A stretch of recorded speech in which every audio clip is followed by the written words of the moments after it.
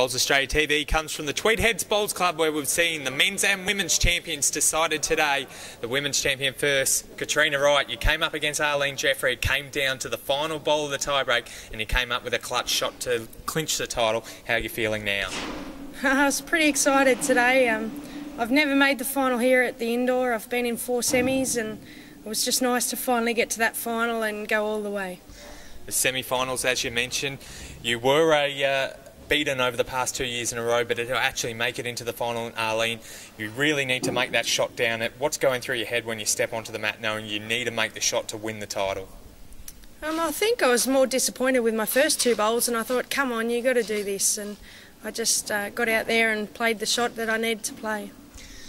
You had the Australian Indoor title, the Australian Open singles win in 2008, a huge feeling, and no doubt you're looking for bigger and better things when you get to the World Cup at Warilla next year with the Australian colours once again on.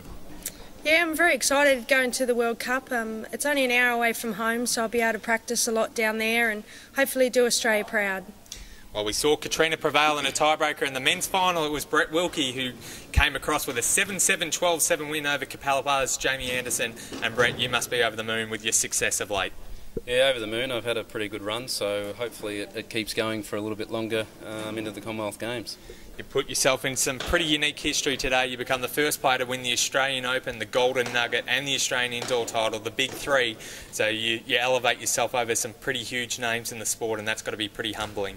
Yeah, it is humbling. It's sort of something you don't sort of think of, those sort of things. Just take one event at a time, and spent a fair bit of time at Tweed Heads over the last sort of few weeks, and it's been good to me. So hopefully I can just keep at it and see what happens in the future.